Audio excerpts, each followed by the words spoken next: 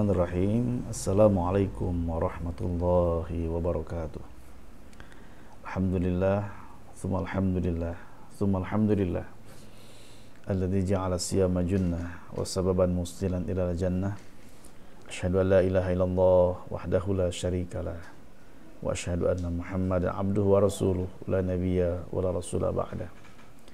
Allahumma shalli wa sallim ala sayyidina Muhammadin ibni Abdillah wa ala alihi wa ashabihi wa man sara ala nahjihi wa mawala wa ba'du. Qala Allah ta'ala fi kitabihil karim wa huwa asdaqul qailin. A'udzu billahi minasyaitonir rajim.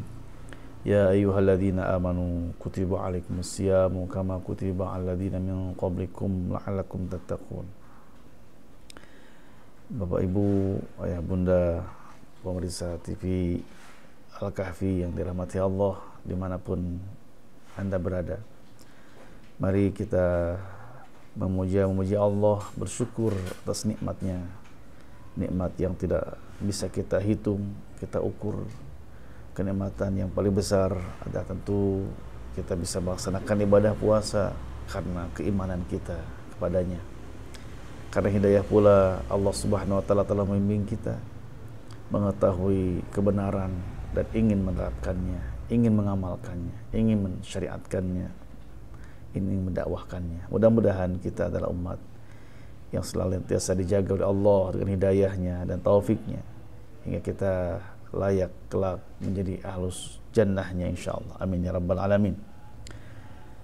Salawat juga dan salam semoga senantiasa tercurah limpah kehadiran Rasul bagi dan tercinta kita Nabi besar Muhammad sallallahu alaihi wasallam, kepada sahabat kerabatnya, dan mudah-mudahan juga melimpah kepada kita umatnya, umat yang mendambakan perjumpaannya dengan beliau kelak di surga. Mudah-mudahan kita layak mendapatkannya insyaallah. Amin ya rabbal alamin. Jamaah yang dirahmati Allah Subhanahu wa taala, kajian kita di kesempatan hari ini berkaitan dengan fiqhus siyam, karena kita masih ada di bulan Ramadan dan alhamdulillah Allah sudah menyampaikan kita di puasa ini. Mudah-mudahan hikmah dari diwajibkan dan disyaratkannya puasa ini telah kita dapatkan, kita temukan, kita rasakan. Jadi bukan nanti setelah selesainya puasa la'alakum tattaqun itu, tapi kita harapannya ketakwaan itu justru kita rasakan dari ini, dari sekarang ini. Ketakwaan yaitu diantaranya memiliki sifat sabar, sifat rahmat, ya, pengampun, penyantun kepada orang lain. Itu yang diharapkan ketika Allah mewajibkan kita berpuasa. Jamaah rahmatullah, kajian kita di kesempatan ini mengambil dari kitab Fiqhus Siyamnya Syekh Subqardawi rahimahullah, yaitu berkaitan dengan alaman yajibu siyam Ramadan, ya, kepada siapa puasa Ramadan itu menjadi wajib. Hadirin rahimakumullah, puasa Ramadan adalah fardu ain dan menjadi rukun dari rukun Islam, ya. Maka kita harus mengetahui siapa yang menjadi hukum wajib kepada orang itu, ya. Maka sudah disepakati oleh para ulama bahwa yang menjadi syarat wajibnya puasa itu adalah orang muslim yang baligh, berakal, dan dia mukim, tidak sedang bepergian atau perjalanan, dan juga dia adalah sahih, orang yang tidak sakit, ya. Dan juga tidak ada yang menghalanginya wajibnya puasa itu bagi wanita yang sedang haid atau nifas. Sekali lagi saya sampaikan bahwa syarat wajibnya puasa Ramadan itu adalah pertama dia muslim, baligh, berakal, dan dia mukim, tidak sedang bepergian, dan dia dalam keadaan sehat jasadnya, dan tidak ada yang menghalangi wajibnya puasa, yaitu bagi wanita haid ataupun nifas, ya. Sebagaimana dalil disebutkan Al-Quran ayat Al-Baqarah 185, a'udzubillahi minasyaitonir rajim, 5, faman syahida minkum syahra falyasum. Faman syahida minkum syahra falyasum. Barang siapa yang menyaksikan di antara kalian bulan, maksudnya bulan Ramadan, maka wajib kepadanya puasa. Maka tidak ada perintah di dunia ini kepada orang-orang yang non-muslim, yang beragama selain Islam, untuk berpuasa, ya. Karena yang diperintahkan kepada mereka adalah beriman dulu, masuk Islam dulu. Itu yang diperintahkan kepada mereka, ya. Kemudian orang yang belum balik, maka belum disebut orang mukallaf. Ya, mukallaf itu orang yang diberikan kepadanya tugas, tanggung jawab, beban dari Allah untuk melaksanakan hukum-hukum dan syariat Allah Subhanahu wa taala. Nah, orang yang belum balik karena dia usianya, ya, maka rufi'al qalam anhu. Ya, rufi'al qalam itu berarti diangkat beban darinya. Sebagaimana dalam sebuah hadis, rufi'al qalam an thalathatin, diangkat qalam.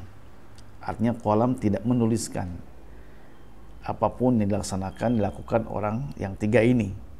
Majnun, orang yang gila. Al-maghlub ala aqlihi, yang menutupi kesadarannya. Hatta yabr'a, sampai dia sembuh.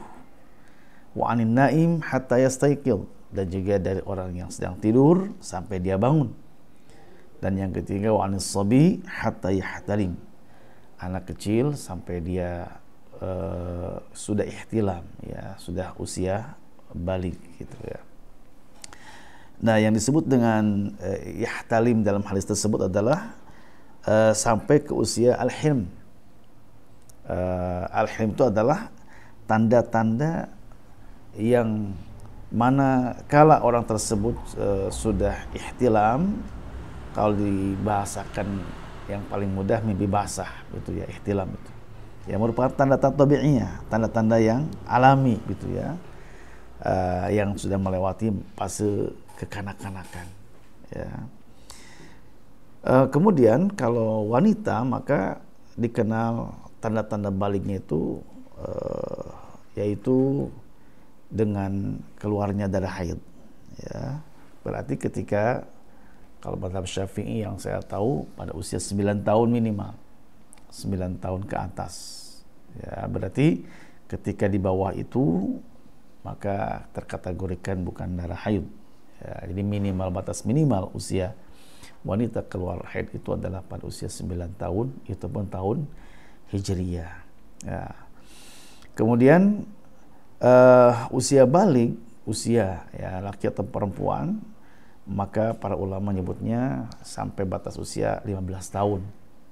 Apabila si anak belum juga ihtilam, ya, atau wanita juga belum haid, maka batas usia haid itu adalah di angka 15 tahun, ya.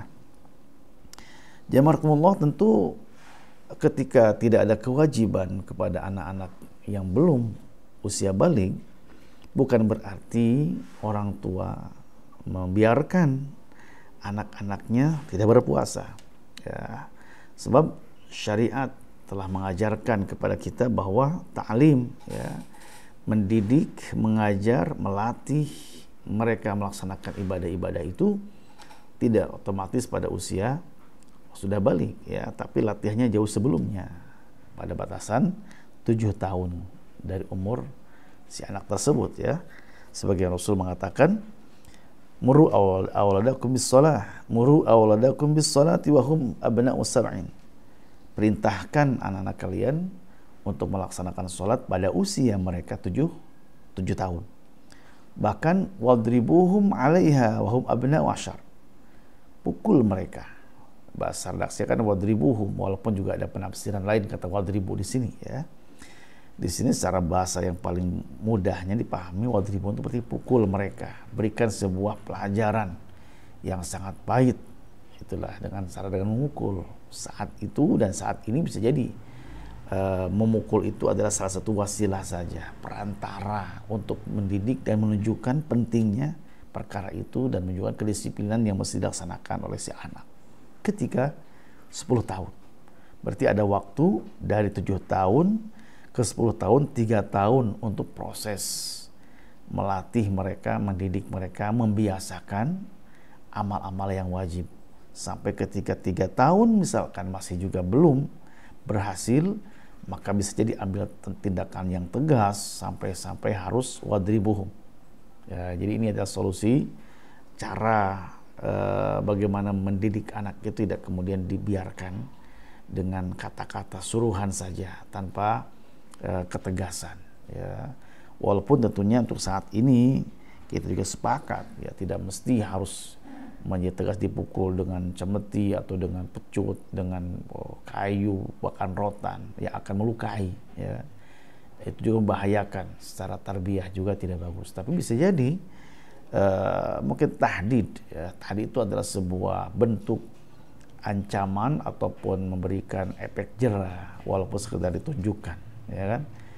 Mungkin ada pilihannya, ada beberapa yang sudah berpengalaman dalam ini. Ya, ada yang mengatakan mungkin disimpan dari pecut yang paling kecil besar biar si anak juga sadar ya, dengan cara apa nantinya di pilihan nih di rumah ada beberapa pilihan untuk memukul kalian misalkan anak sadar itu dan tidak mesti kemudian terlaksana ataupun harus terjadi pemukulan itu ya dan termasuk yang kita sepakati ya hari ini bahkan karena ketika misalkan nanti dipukulnya dengan penuh emosi yang ada adalah kemarahan, yang ada akhirnya si anak menjadi tidak dekat dengan orang tuanya, bahkan yang ada dalam hati si anak itu adalah pemberontakan dan pemaksaan di bawah tekanan, maka itulah yang kita hindari ya. Jadi pemukulan di sini lebih kepada wasilah, cara yang paling tepat untuk menunjukkan ketegasan kepada anak ketika tidak mau melaksanakan yang diperintahkan oleh kita, termasuk dalamnya sholat ataupun juga puasa. Jamarakumullah, karena namanya adah itu, kebiasaan itu akan tumbuh ya, sesuai dengan lingkungannya dan kebiasaan-kebiasaan yang dilakukan oleh orang tua dan di rumahnya, begitu ya. Kalau misalkan dia dididik dengan cara yang baik, ya, diberikan ajaran dan juga arahan yang tepat, maka bisa jadi anak itu pada akhirnya tidak perlu namanya pemukulan tersebut. Ya. Sehingga di sini ada marhalah perintah, ada marhalah ta'dib buat tarhib. Ya. Ada marhalah ta'lim, targhib untuk mendidik, mengajar, memberikan motivasi itu pada usia 7 tahun. Dan kemudian ada masa yang sangat tegas ya, sampai harus bahasa hadisnya ad-darb ya, dipukul itu pada usia 10 tahun ya. Ada 3 tahun masa jeda antara ta'lim di mana disitu dengan diiming-iming atau dengan diberikan hadiah atau dengan cara apapun juga ya, sampai kemudian setelah itu mudah-mudahan terbentuk, terbiasa sehingga tidak perlu lagi ada namanya pemukulan. Tetapi apabila ternyata masih ada orang-orang atau anak-anak yang belum juga sadar ya untuk menunjukkan hal itu adalah sangat penting dan urgent, maka tunjukkan dengan cara ad-darb. Jadi darb itu atau pukulan tidak hanya wasilah saja ya. Jangan menjadi tujuan. Yang salah itu adalah hukuman itu menjadi tujuan gitu ya. Padahal dalam segala aturan yang dibuat itu kan penjara itu bukan tujuan ataupun sanksi itu bukan tujuan, tapi justru preventif ya, jangan sampai melakukan perbuatan itu ya, maka akan ada konsekuensinya begitu ya. Jamarakumullah. Kalau misalkan dalam perintah yang tertulis dalam hadis itu adalah kepada sholat, maka juga berlaku kepada hukum-hukum yang lainnya seperti ibadah puasa. Bedanya tentunya kalau ibadah sholat kan sangat ringan dilaksanakannya. Puasa itu kan perlu kekuatan fisiknya. Maka ketika kita menyuruh anak-anak kita berpuasa juga disesuaikan dengan kemampuan si anak. Tidak mesti diharuskan di awal puasa sampai maghrib dipaksakan pada usia TK misalkan. Mungkin di awal-awal dia sampai zuhur, mungkin sampai asar dan seterusnya, gitu ya. Jadi lihat bagaimana kondisi fisiknya si anak. Ya, dan sebagaimana juga sama para sahabat-sahabat dulu demikian. Mereka melatih anak-anaknya supaya kuat berpuasa itu dengan cara ada mainannya. Kalau istilah ngabuburit mungkin ya di istilah Sunda itu ngaburu-buru-burit, istilahnya ngabuburit. Mempercepat sore itu hakikatnya buat anak-anak. Anak-anak supaya terasa mungkin buat maghribnya. Karena yang mereka kan menahan lapar dan dahaga seharian itu tidak mudah bagi mereka yang pemula bahasa kita. Maka diajak jalan, diajak lihat film yang islami, mungkin begitu kan, ada dongeng-dongeng yang mendidik. Dengan cara apa? Begitu kan, agar mereka terlupakan ingin rasa laparnya, dahaga dan seterusnya gitu ya. Itu salah satu sebenarnya istilah ngabuburit. Nah, sekarang digunakan, jangan sampai kemudian menjadi bebas tanpa batas. Ngabuburit itu adalah main game seharian sehingga tidak ada makna di dalamnya. Itu yang kurang tepat saat ini ya. Atau jalan kemana ngobrol ngidur tidak ada faedahnya. Harusnya dimanfaatkan untuk hal-hal yang positif sehingga betul-betul bermakna dari pembelajaran puasa itu ya. Adapun orang tua seperti kita orang dewasa tentunya tidak perlu ngabuburit, baca Al-Quran ngabuburitnya ya. Mungkin juga kajian seperti ini juga sama dalam rangka memanfaatkan waktu agar bermakna, berfaedah dan kemudian menghasilkan keberkahan itu sendiri ya. Jazakumullah. Demikian juga dalam proses puasanya mungkin tergantung tadi kemampuan anak berbeda-beda. Ada yang mungkin pada tahun pertama mungkin bisanya tadi 1 pekan nggak masalah ya, 2 pekan dan seterusnya. Dan kita juga sudah terbiasa dengan hal itu. Anak-anak kita ada yang sanggup sampai maghrib ketika usia TK ya, itu bisa dipersilakan, mungkin dikasih apresiasi oleh kita orang tuanya, dikasih hadiah dan seterusnya, mungkin dengan makanan yang disukainya dan seterusnya. Itu juga hal yang diperbolehkan. Sehingga apa? Sehingga menjadi kebiasaan yang tidak asing lagi. Ketika usia balik itu dia udah biasa puasa ya. Ketika udah usia balik maka dia menjadi hal yang tidak begitu memberatkannya ya. Alhamdulillah. Kemudian yang kedua berakal. Tadi pertama Islam ya, yang kedua adalah orang itu sudah usia balik, nah berakal. Ya. Berarti orang-orang yang tidak berakal, maka tidak ada kewajiban berpuasa. Ya. Kalau kepada anak kecil yang belum balik tidak ada kewajiban, apalagi kepada orang yang tidak punya akal yang sehat. Maka semua khitab syar'i, semua perintah-perintah yang didapatkan dalam syariat Islam itu ditujukan kepada orang-orang yang berakal. Ya. Adapun orang yang gila, orang-orang yang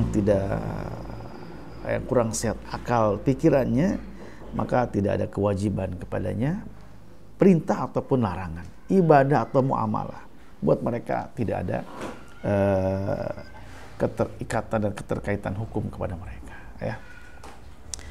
Kemudian para ulama juga ada mengatakan bagaimana kalau misalkan kondisinya itu orang yang seperti pingsan ya, orang yang pingsan apakah dikategorikan orang gila atau bagaimana ya. Para ulama ada mengatakan juga bagaimana kalau misalkan dia gilanya itu tidak misalkan kesurupan ya, kan juga dia hilang akal, hilang ingatannya. Mungkin dalam 1 jam, 2 jam dia sadar kembali, ya kan? Atau orang pingsan juga ada yang mungkin pingsan cuma 1-2 jam atau 5 jam ya, gitu ya. Bagaimana hukumnya? Nah, para ulama dikatakan bahwa orang yang pingsan itu sama seperti orang yang hilang ingatannya, ya. Maka ketika hilang ingatannya berarti ketika itu tidak ada kewajiban kepadanya baik sholat ataupun puasa.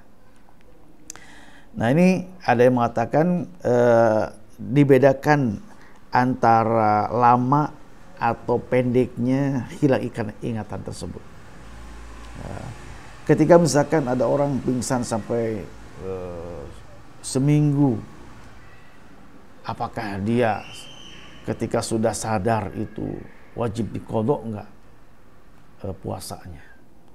Atau sehari, 2 hari gitu kan ya, apakah wajib diqadha atau tidak?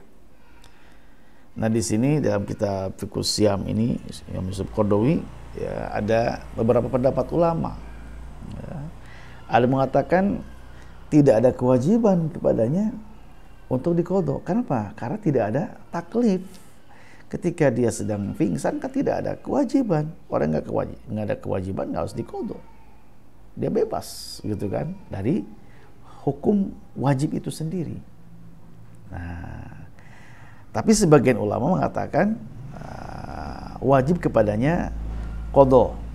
Ya, kenapa? Sebab orang yang pingsan itu dikategorikan atau disamakan dengan orang sakit. Gitu. Ya, jadi kalau sakit kan berarti wajib qadha. Jadi beda pendapat ya di sini para ulama ya. Ada yang mengatakan ketika dia pingsan itu seperti orang gila karena nggak punya kehendak, dia punya apa-apa orang pingsan. Kalau orang gila kan jelas ya, orang gila misalkan hilang ingatannya tiba-tiba pas sudah tanggal 15 Ramadan dia sembuh misalkan. Apakah 15 hari yang kemudian dia wajib qadha enggak? Kan dari awal udah gila dia ya, kemudian ada orang yang bisa menyembuhkan misalkan dan ada cara tertentu atau bagaimana Allah Maha Kuasa, tiba-tiba sehat kembali, sadar, tahu dirinya siapa dan seterusnya kan. Nah, ada orang-orang yang pingsan nggak punya tidak bergerak, tidak ada apa ya, baru bicara dan seterusnya, betul-betul hilang ingatannya. Nah, para ulama mengatakan orang yang mughma alaih itu adalah seperti orang sakit, gitu kan. Nah, orang sakit maka diwajibkan kepadanya apa? Qadha, gitu ya. Hadramakumullah. Kita lihat pendapat Syekh Yusuf Qaradawi ini. Beliau cenderung kemana dari kedua pendapat ulama yang berbeda? Ya. Beliau mengatakan anna hadza musallam ala fil igma al-qasir al-yastaqru yawman aw yawmain. Kata beliau, dilihat dulu bagaimana proses pingsannya itu. Apakah dia sampai sehari 2 hari atau misalkan lebih daripada itu. Apabila misalkan pingsannya sampai lama, kan ada orang mungkin ya kita tahu ada yang pingsan selama sepekan, 2 pekan, bahkan sebulan, bahkan juga setahun begitu kan. Pakai infusan segala macam. Ya, ini kan kata beliau yang seperti keadaannya orang gila, ya. Artinya tidak diwajibkan kepadanya berpuasa. Bahkan setelah itu dia meninggal dunia. Misalkan dia sudah sakit, kalau sakit kan jelas ya. Ini kan sudah pingsan di luar keinginan, di luar ikhtiarnya dia sendiri gitu. Dia dengan alat yang dipasang ya di tubuhnya, maka kata beliau ketika itu tidak ada taklif, tidak ada kewajiban puasa. Berarti ketika tidak ada kewajiban berpuasa tidak harus diqadha, tidak harus bayar fidyah. Kata beliau ya.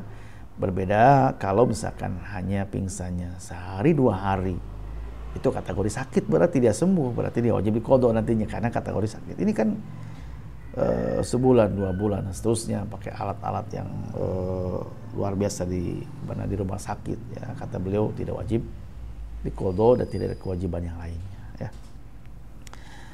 Jamakumullah, ini juga beliau menyampaikan beberapa pendapat ulama lah ya, yang kita harus kemudian terlalu jauh tentang hal itu. Yang berikutnya adalah orang yang dalam perjalanan. Bagi orang yang sakit dan dalam perjalanan, bagaimana hukum puasanya bagi mereka? Ya. Termasuk yang disepakati oleh para ulama bahwa sakit dan musafir atau dalam perjalanan itu tidak mewajibkan kepada mereka berdua berpuasa. Ya. Kenapa? Karena Allah telah memberikan rukhsah, Allah telah memberikan keringanan kepada mereka untuk berbuka. Tetapi wajib bagi mereka yang sakit dan yang perjalanan mengqadha puasa yang tinggalkannya ketika dia sudah sembuh atau sudah sampai di tempat asalnya, di rumahnya, ya. Dan ini sebagaimana yang Allah sebutkan dalam Al-Quran, a'udzubillahi minasyaitonir rajim, faman kana maridan aw 'ala safarin fa'iddatun min ayyamin ukhar. Ya, yang sakit ataupun yang dalam perjalanan, ketika dia berbuka atau dalam arti tidak puasa, maka wajib kepadanya menggantikan di hari yang lain sesuai dengan jumlah berapa yang ditinggalkan dari puasanya, ya. Ada pengecualian di sini. Kalau misalkan kecuali bagaimana kalau syaikhukhah, jadi seseorang yang sudah usia pikun, ya sudah usia yang pikun itu berarti sudah tidak berusia sepuh sehingga hilang ingat kesadarannya, ya. Tidak sadar lagi waktunya, padahal bisa jadi karena faktor usia, ya, kita temukan orang seperti itu, maka tidak ada kewajiban mengganti, mungkin nanti bahasanya itu dengan bayar fidyah. Atau ada orang yang sakit tidak lagi diharapkan kesembuhannya, sakit yang sangat parah, sakit yang menyebabkan dia kemudian bisa meninggal dunia, apakah diqadha? Nggak mungkin juga diqadha, karena dia kondisi sakit, maka juga cukup kepadanya bayar fidyah, ya. Jadi ini berbeda ketika sakitnya adalah karena faktor usia seperti pikun, dan juga bagi orang-orang yang sudah sakitnya karena tidak lagi harapan sembuh kepadanya. Kemudian nanti akan kita bahas lagi tentang bahasan sakit dan safar, ya, dalam bahasan siapa-siapa yang diberikan uzur tidak berpuasa. Selanjutnya bahasanya adalah disyaratkannya bagi orang yang wajib puasa itu adalah suci daripada haid dan nifas bagi wanita, ya. Maka bagi wanita yang haid dan nifas tidak wajib puasa pada waktu itu. Bahkan kalaupun dia berpuasa, haram puasanya, tidak sah puasanya, gitu, ya. Wajib qadha lagi, memaksakan diri ingin puasa padahal sedang haid, sedang mens, gitu kan, sedang nifas, tidak sah, haram, tidak sah, wajib qadha. Waduh, udah berat, gitu, ya. Ini dah rukhsah, ya, sampai dia kemudian bersuci. Nah, masalahnya adalah bagaimana kalau misalkan dia di tengah-tengah tengah hari ataupun misalkan jam 10 seperti ini, seperti ya pasti pagi sudah selesai misalkan haidnya atau berhenti darahnya, apakah wajib ke baginya untuk menahan imsak, ya. Nah, para ulama yang saya tahu mazhab Syafi'i terutama itu sangat ketat. Ketika wanita sudah berhenti darahnya, maka ketika itu dia imsak, dia menahan dari makan minum walaupun tidak puasa. Tapi kalau Subqadar mengatakan yustahabu, dianjurkan saja, ya. Jadi dia tidak berpuasa, betul, ya, tetapi tidak kemudian lantas menjadi boleh semau-maunya makan minum. Karena apa? Karena kondisi dia sudah berhenti darahnya, ya. Kemudian syariat juga memberikan sebuah ketentuan bahwa orang yang haid atau nifas itu wajib mengqadha puasa, tidak wajib mengqadha sholat. Sebagaimana pernah ditanya tentang hal itu kepada Bunda Aisyah, beliau mengatakan kunna nu'amaru biqadha'is shaum wa la nu'mar biqadha'is shalah. Dahulu kami diperintahkan untuk mengqadha puasa dan kami tidak diperintahkan mengqadha sholat, ya. Jamaahullah, tentu hikmahnya adalah karena kalau sholat itu kalau diqadha subhanallah tatakarrar, ya, berulang-ulang, berat, sangat masyaqqah, sangat memberatkan kepada wanita yang sedang haid atau nifas kalau harus diulang atau diqadha sholat. Berbeda dengan puasa yang hanya setahun sekali, gitu kan. Maka ketika sudah suci, sudah bersih dari darahnya, ya apa namanya tadi, nanti dikodok pada waktu sudah selesai. Ketika misalkan dia batalnya 3 hari 4 hari misalkan, maka dikodok seperti itu. Itu yang biasa ya buat para wanita. Kemudian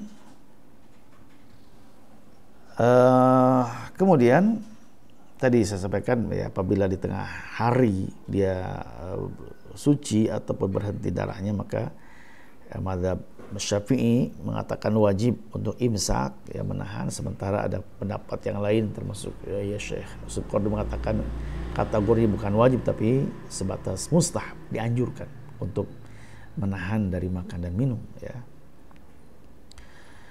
Kemudian yang kita tahu bahwa berapa sih lamanya haid itu? Sedikit tentang masalah ini ya. Para ulama berbeda-beda pendapat ya. Ada mengatakan 3 hari ya, ada mengatakan sehari semalam. Seperti mazhab Syafi'i, mazhab Hanbali mengatakan haid itu minimal, batasan minimal sehari semalam ya. Bahkan dalam mazhab Malikiyah walaupun hanya setetes saja ya, sesaat saja juga kategori sudah haid gitu ya. Nah, sebagaimana juga mereka berbeda pendapat tentang batasan maksimalnya haid itu. Ada mengatakan 10 hari, 15 hari ya, berarti kalau mazhab Syafi'i, mazhab Hambali mengatakan 15 hari batas maksimal haid itu. Ketika melewati itu berarti kategori sudah istihadhah ya, darah bukan darah haid lagi, darah istihadhah, darah penyakit istilah kita ya. Walaupun tidak ditemukan di Al-Quran ataupun Sunnah yang menunjukkan tentang batasan itu, hanya tajribah saja. Hanya sifat kategorinya adalah tajribah, kebiasaan-kebiasaan para wanita. Ya. Antara satu dan lain wanita tentu berbeda-beda ya dalam hal ini. Adapun masalah nifas, maksimalnya para ulama mengatakan 40 hari, batas maksimal ya, batas akhir paling banyak itu adalah 40 hari. Berarti kan luar biasa itu kalau ada wanita yang sampai 40 hari keluar dari nifasnya. Ya sekarang kan mungkin ada juga yang seminggu, mungkin ada yang 2 pekan ya, ada yang sebulan itu. Tapi kalau maksimal 40 hari sangat jarang sekali. Ya. Itu batasan akhir, batasan maksimal darah nifas. Ya. Sehingga ketika melewati 40 hari kategorinya istihadhah. Ya. Pertanyaan berikutnya adalah disebutkan dalam kitab ini bagaimana boleh apa tidak bagi wanita misalkan dia mengkonsumsi pil ya, obat tertentu supaya mengakhirkan haid. Nah, ini ya, bagaimana hukumnya bagi wanita misalkan dia mengkonsumsi pil tertentu yang akan menahan darah haid. Ya, boleh apa tidak? Hal yajuzu lil muslimah an tatanawalaha. Ketika misalkan boleh berarti kan dia bisa berpuasa sebulan penuh, qiyamul lailnya full ya, tidak batal dan seterusnya. Nah, ya. Tentu untuk kebaikan. Apalagi misalkan bagi jemaah umroh ya. Ya saya sampaikan waktu ke manasik umroh dari Al-Kahfi baru jalan tadi kemarin sore ya. Mengkonsumsi pil yang supaya menahan keluarnya haid boleh apa tidak? Nah, kalau secara alaminya bahwa di setiap kurun ya sejak dari zaman dahulu, zaman para sahabat maksudnya sampai dimanapun kapanpun kan juga sesuai fitrahnya saja gitu. Wanita itu sudah Allah tetapkan ala banati Adam ya, bahwa semua wanita itu hal yang lumrah begitu kan kalau misalkan dia mengikuti perjalanan seperti ini ya. Bahkan buat kita tentunya, buat para wanita itu bukan kemudian adanya haid dan nifas itu memberatkan, justru buat kita adalah peluang ibadah. Kenapa? Perlu disampaikan ya bahwa ketika wanita itu haid berarti kan di hatinya sudah ingin puasa. Pahalanya dapat gak di situ? Pahalanya dapat ketika dia sudah ada niat ingin puasa. Yang kedua adalah dapat pahala ketika meninggalkan larangan gitu. Karena kalau dia puasa malah diharam. tidak puasanya malah dapat pahala. Kan itu ya. Yang ketiga adalah karena kebiasaan gitu. Kebiasaan yang baik itu kan ditulis oleh Allah Subhanahu wa taala. Ya kan? Ketika misalnya biasa sholat, tidak sholatnya itu adalah sudah terbiasa sholat, maka akan dituliskan pahalanya gitu. Jadi jangan kemudian seolah-olah ketika haid itu dia tidak punya pahala, justru pahalanya dia dapatkan karena kebiasaan-kebiasaan itu. Ya. Apalagi pahala yang berikutnya bagi wanita yang haid itu harus mengqadha di hari-hari yang tidak biasa orang lain puasa. Berat gak? Sangat berat. Jadi pahalanya juga berlipat-lipat gitu.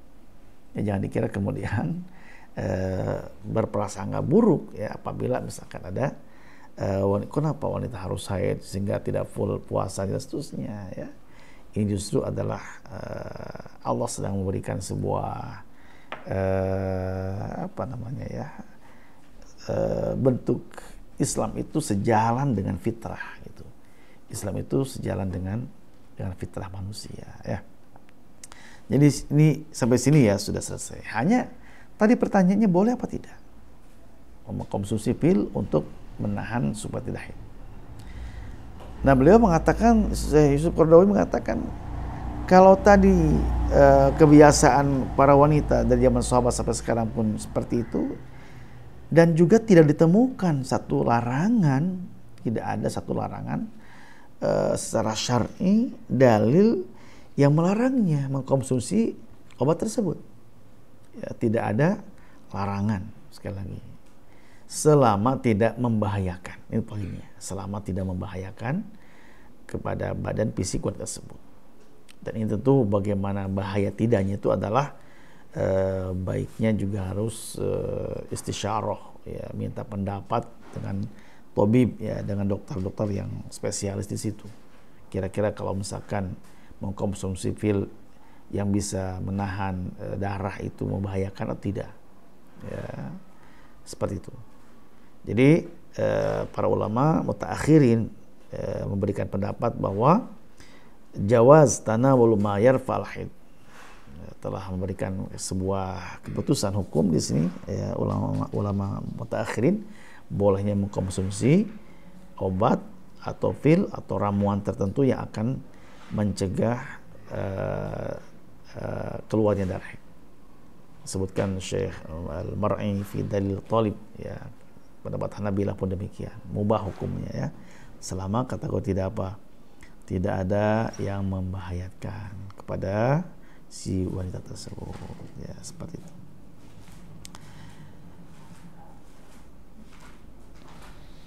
Kemudian bahasan terakhir ya, karena waktu juga yang batasi kita ya, bahwa hukum orang-orang yang punya uzur, boleh nggak dia tidak berpuasa ya.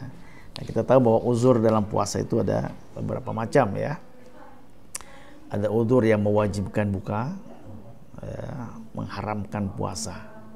Bahkan kalau dia puasa berarti tidak sah puasanya, wajib kepadanya qadha pasti ya, itu uzur yang berkaitan dengan wanita yang sedang haid dan nifas. Wajib bukanya, haram puasanya. Kalau puasa tidak sah, itu kan wajib qadha. Nah, itu sudah menjadi kesepakatan para ulama bagi wanita yang haid ataupun nifas.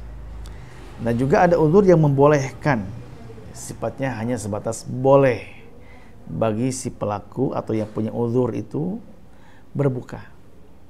Bahkan bisa jadi mungkin wajib pada kondisi tertentu, tetapi wajib qadha ya, yaitu bagi orang yang sakit dan bepergian. Sebagaimana di nas dalam Al-Quran ya, sampai Allah menyebutkan 2 kali ya. Jadi orang yang apa? Orang yang sakit, sakit jelas tidak sekedar sakit ya. Kalau cuma sakit gigi kan nggak nyambung ya. Sakit kepala doang kan ya nyambung. Maksudnya sakit-sakit yang jelas.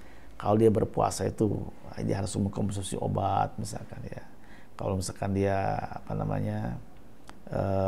dokter yang menganjurkannya. Kalau misalkan tidak mengkonsumsi obat atau kalau misalkan puasa, bisa jadi akan menambah lamanya sakitnya, atau misalkan bisa jadi terjadi sampai membahayakannya, gitu ya. Di kategori sakit juga kan sekarang mungkin berbeda-beda ya. Sebaiknya adalah sakit yang tadi secara anjuran dokter sudah hasil penelitian dan penelaahan, tajribah namanya. Nah, kemudian juga uzur yang membolehkan kepadanya berbuka dan waqad yujibuhu wal qadu 'alaiha. Kalau tadi yang pertama adalah yang sakit pergian, nah yang ketiga ini ada uzur yang boleh berbuka, ya, bahkan mewajibkan dia berbuka ada kalanya, tetapi tidak qada. Tidak ada kewajiban mengqada puasa. Itu hanya sebatas diganti dengan membayar fidyah, masih makan. Itu uzur yang kategori orang-orang yang sudah tua, udah sepuh, udah sampai ke tingkat pikun, ya, hilang ingatannya, tidak sadar dirinya, atau yang sehukum dengan seperti itu, dan orang yang sakit tidak diharapkan kembali kesembuhannya, ya. Jadi bisa wajib tidak puasanya, ya, kalau dipaksakan bahkan membahayakan diri sendiri. Nah, yang seperti itu maka dia bayar fidyah saja. Nah, kemudian juga ada uzur yang para ulama ikhtilaf di sini. Apakah dimasukin kategori orang yang sakit atau orang yang sepuh, orang yang sudah tua renta, ya, atau penyehukum tertentu. Itu nanti ada bahasan tentang orang yang hamil dan murdi, orang yang hamil dan orang yang menyusui, itu ada hukum tertentu, ya. Kemudian juga ada uzur bagaimana kalau misalkan orang pekerja berat, gitu ya, orang-orang yang dari kesehariannya pekerja yang menuntut fisiknya kuat, ya, kalau puasa nggak bisa bekerja misalnya, itu juga ada beberapa pendapat ulama dan bahasan tertentu, ya. Jazakumullah, satu saja mungkin bahasan, mungkin bisa nanti di kesempatan yang lain akan kita bahas, ya. Satu saja kita memberikan bahasan bagaimana orang yang musafir, orang yang sedang perjalanan, orang dalam kategori bepergian, ya. Nah, orang yang sedang bepergian atau sedang perjalanan itu, maka ada hukum rukhsah kepada orang tersebut, ya.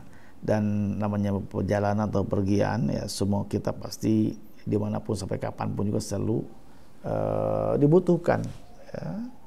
Baik misalkan untuk kebutuhan agama, kebutuhan mencari ilmu, atau kebutuhan duniawi, maksudnya untuk kebutuhan mencari nafkah, ya, secara personal, ataupun misalkan untuk suaka mencari keamanan, atau untuk kesembuhan, ya, atau untuk mencari pahala seperti haji, umroh, atau jihad, dan seterusnya, ya, atau untuk berkunjung dengan sesama kerabat kita, atau pulang kampung juga kan, ya, pasti dikenal dengan namanya safar atau pergian, ya. Maka dalam masalah ini Islam memberikan sebuah hukum kepada orang yang melaksanakan perjalanan seperti itu dalam rangka taisir wa takhrif, untuk memberikan kemudahan dan keringanan, ya. Maka ada syariat khusus untuk orang musafir, diberikannya rukhsah, diberikannya keringanan untuk berbuka, dan itu sudah ditetapkan dalam Al-Quran, juga As-Sunnah, dan juga ijma para ulama, ya. Wa man kana maridun aw ala safarin fa'iddat min ayyamin ukhar, ya, sampai Allah mengulangi 2 kali, ya, kata-kata itu dalam Al-Quran, ya. Nah, kemudian juga dalam sunnah juga ditemukan banyak sekali, ya, tentang hukum seperti ini.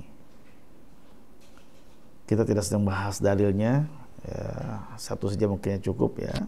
Kharajna ma'a an-Nabi sallallahu alaihi wasallam dan Abu Darda fi ba'di asfarihi fi yaumi harrin, ya.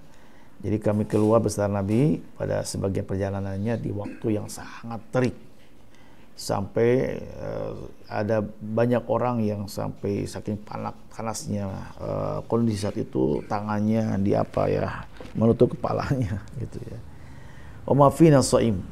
Tidak ada di antara kami yang puasa, ya, tidak ada yang kuat berpuasa dalam perjalanan itu, karena tadi tariknya luar biasa, perjalanannya jauh gitu ya.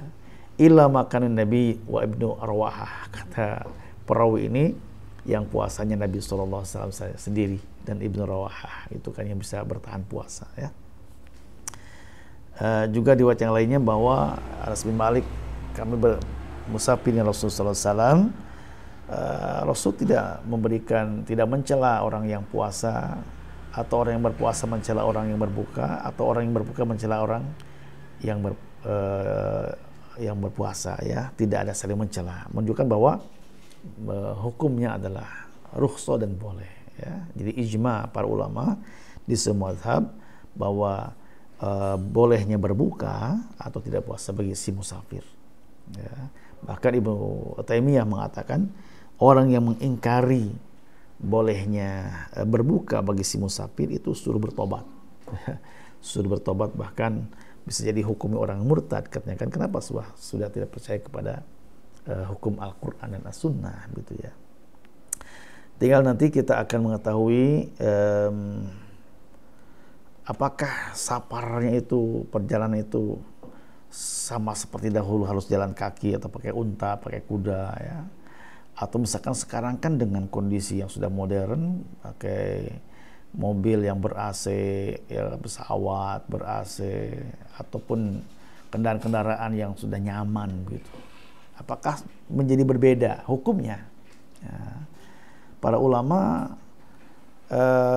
atau orang-orang, bukan ulama ya, orang-orang yang tidak mengerti hukum fikih ya, mengatakan bahwa kondisi sekarang berbeda dengan yang dulu, ya pasti berbeda ya, sehingga tidak menjadikan rukhsah untuk berbuka ya. Kata beliau ini adalah orang yang apa, orang yang jahil begitu kan, tidak paham ya. Karena yang namanya rukhsah itu tidak berlaku untuk apa? Untuk seluruh generasi di semua zaman. Karena yang namanya safar itu, bepergian itu ya tadi sangat terikat dengan masyaqqah, sesuatu yang memberatkan. Ya, memberatkan di sini berarti bukan hanya fisiknya nyaman dalam kondisi ber-AC, namanya pergian juga sama. Walaupun di mobil ya agak nyaman juga, enak juga. Walaupun kondisi apapun juga, tetap aja pikiran kita segala macam banyak sesuatu yang membuat kita berat gitu kan ya.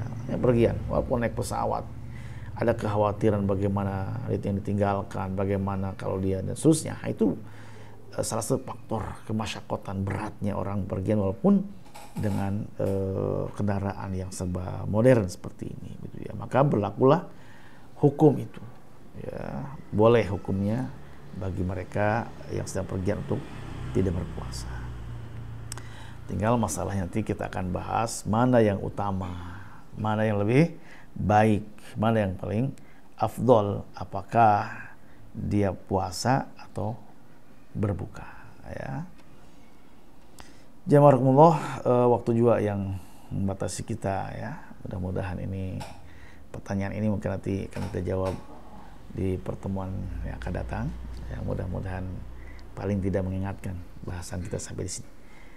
Hadanallahu ikum ajmain ya. Mudah-mudahan Allah memberikan kepada kita ilmu yang manfaat, dan juga Allah berikan kepada kita puasa yang berpahala dan maksimal dalam pahalanya. Ya Allah penerima amal kita. Hadanallahu wa ikum ajmain wa afu minkum. Assalamualaikum warahmatullahi wabarakatuh.